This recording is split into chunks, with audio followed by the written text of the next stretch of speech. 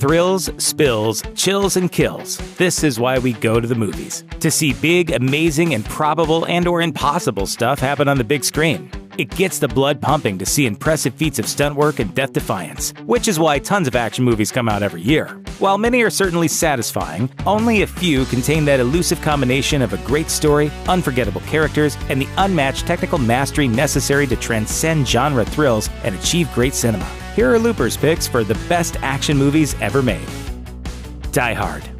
Part of the reason 1988's Die Hard worked so well is its cinematic context. Action movies at the time all tended to feature stoic dudes with huge muscles laying waste with boulder-sized fists and machine guns, never doubting their utter alpha maleness and barely cracking a smile. Contrast that with Die Hard, in which Bruce Willis is a relatively normal-sized, normal-looking guy who cracks wise and expresses fear and self-doubt as he almost single-handedly beats back terrorists to literally save Christmas. Die Hard also gave us a breakout performance from the beloved Alan Rickman as Hans Gruber, one of the all-time great movie villains. Efficient, adult, cooperative, not a lot to ask. Alas, your Mr. Takagi did not see it that way, so he won't be joining us for the rest of his life. The Dark Knight. Christopher Nolan's Dark Knight trilogy is really more like one long movie, but the middle part is definitely the best chapter, showing the result of Bruce Wayne's training in Batman Begins and the start of what will play out in The Dark Knight Rises. 2008's The Dark Knight is arguably the best-made superhero movie of all time, with a tone that reflects the character and shows utter faithfulness to the comics it's based on. What would I do without you? Go back to ripping off mob dealers? No. You complete me. The French Connection. Gene Hackman's tough guy cop Jimmy Popeye Doyle just never stops running, or driving, or roughing up criminals in the pursuit of justice, even if he has to don a Santa suit while doing so. All winter long, I gotta listen to him gripe about his bowling scores. Now, I'm gonna bust your ass for those 3 bags, and I'm gonna nail you for picking your feet in Poughkeepsie. Despite being so frenetic, so tough, so new, and so very violent, 1971's The French Connection won Best Picture at the Academy Awards, the first R-rated flick ever to do so. The Bourne Identity. In 2002, as the James Bond franchise was slumping its way through an era of stale, lazily delivered cliches, The Bourne Identity hit theaters. A refreshingly modern, wholly American spy movie that reflected a more modern environment of geopolitics. Matt Damon's ultra-trained super warrior doesn't know who he is, but he's definitely aware of his own incredible fighting abilities. Thanks to the paranoid, shaky camera work and urgent pace, the audience rarely knows more than Jason Bourne does, and as a result, they never quite get to take a breath either. Raiders of the Lost Ark.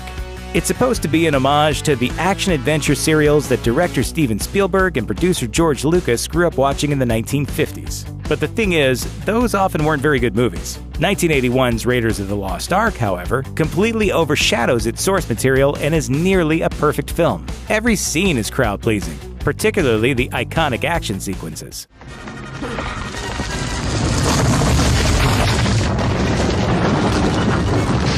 Raiders is pure fun, beginning to end. RoboCop. 1987's RoboCop is a violent, action-packed futuristic cop movie.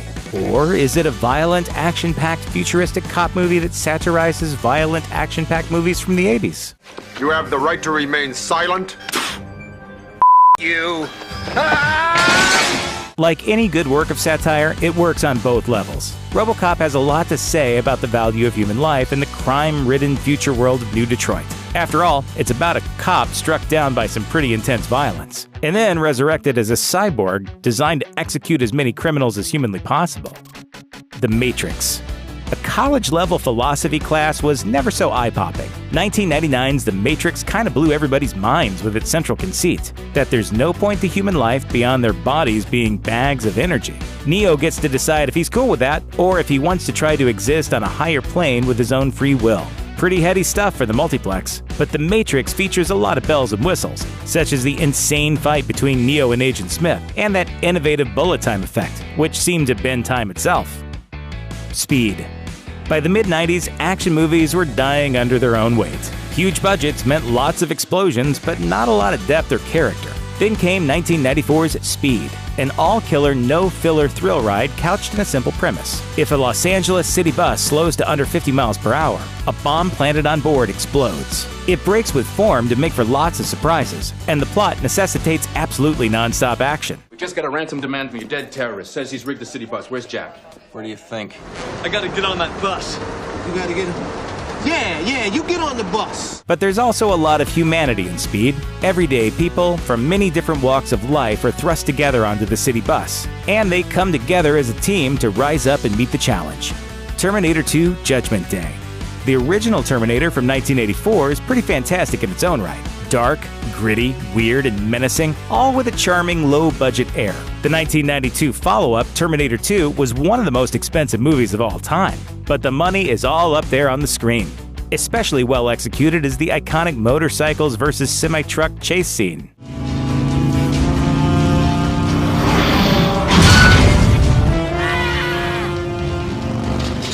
And every time a puddle of liquid metal reshaped itself into that evil Terminator, still cool, and still looking state-of-the-art after more than 25 years.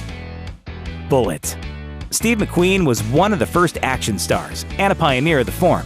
He even did as many of his own stunts as the film studios would let him.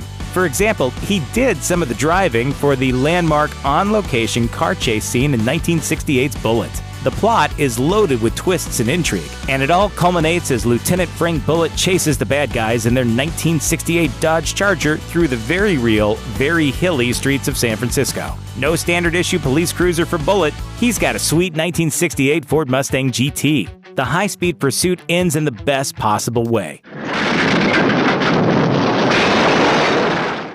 Mad Max: Fury Road.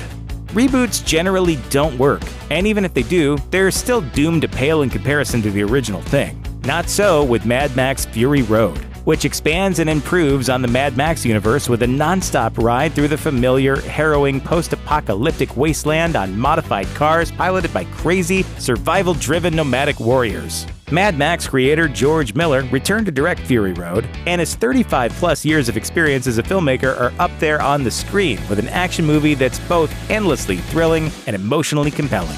Plus, there's a character called Doof Warrior who plays a fire-spewing electric guitar, if you're still not convinced. Gladiator. Swords and Sandals movies hadn't been popular for decades when director Ridley Scott and star Russell Crowe brought them back in a big way with 2000's Gladiator. The film won the Academy Award for Best Picture, and Crowe won Best Actor for his performance as Roman general-turned-slave Maximus. Father to a murdered son, husband to a murdered wife, and I will have my vengeance. Against a classical Roman backdrop, audiences root for Maximus's quest to avenge the misdeeds of the evil emperor, win his freedom, and survive the brutal arena. And Scott stages some of the most thrilling action sequences ever put to film. Jurassic Park.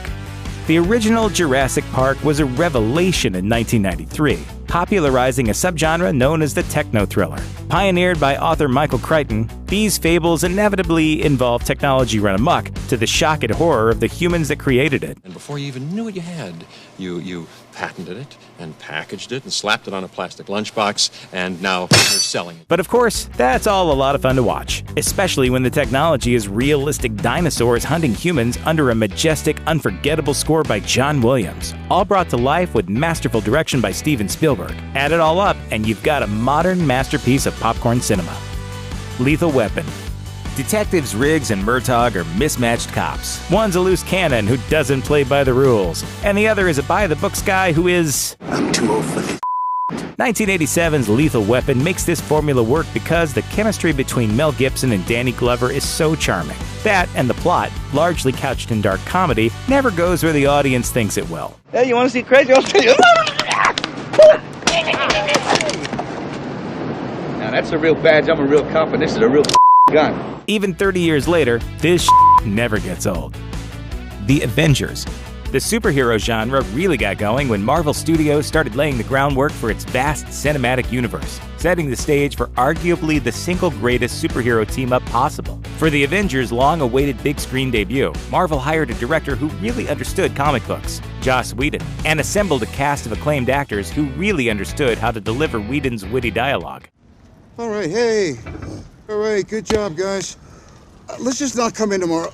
Let's just Take a day. No expense was spared making a movie that was limitless in terms of superpowers, earth-shattering fights, things from space, like a comic book come to life. The Avengers is now the standard by which all other big, fun superhero movies are judged. Kill Bill. Quentin Tarantino's Kill Bill is an epic tale of revenge, centered on a hero of near superhuman abilities and unrelenting focus, but with enough vulnerabilities and human motivation to make audiences root for her. Uma Thurman's bride goes on a quest to locate and murder every member of the squad that left her for dead years earlier, and find the baby she was pregnant with at the time of the attack. The trail ultimately leads to the gang's leader and her baby's father, David Carradine's Bill. But along the way, the bride must subdue each of her enemies in insanely choreographed fight sequences, any number of which would be the centerpiece of any semi-decent action movie. Thanks for watching. Click the looper icon to subscribe to our YouTube channel. Plus, check out all this cool stuff we know you'll love too.